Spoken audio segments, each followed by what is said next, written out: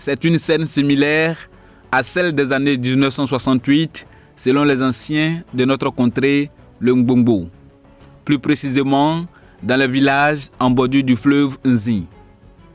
Depuis le mois d'août, nous assistons à une crue considérable du fleuve Nzi de façon brutale, bestiale et sauvage qui ravage tout sur son passage. Les habitants de ce village ne s'étonnent de voir le fleuve quitter son lit pour quelques jours dans la savane.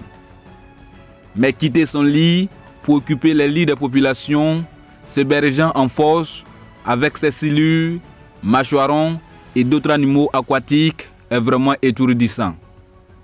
Alokokofikro est le village qui accueille le fleuve par contrainte dans ses champs et chambres, détruisant tout, sans pitié, laissant place aux quelques pêcheurs locaux de dresser leurs filets de pêche dans leurs cours et entre maisons. Si les gens veulent se forcer à vivre dans ces zones inondées parce qu'ils ne savent où trouver refuge, les voisins et voisines se rendraient visite par le biais des pirogues. Mais le Dieu Tout-Puissant et compatissant a trouvé un abri aux sans-abri. L'honorable Akoto Olivier, issu d'Idi village, manifeste un geste humanitaire en apportant des provisions alimentaires et sécuritaires aux familles victimes de ce calvaire à faire. À Potossou, les dégâts restent encore dans les champs et cela s'explique par le simple fait de la clôture de collines qui entoure le village, ralentissant ainsi les pas du fleuve.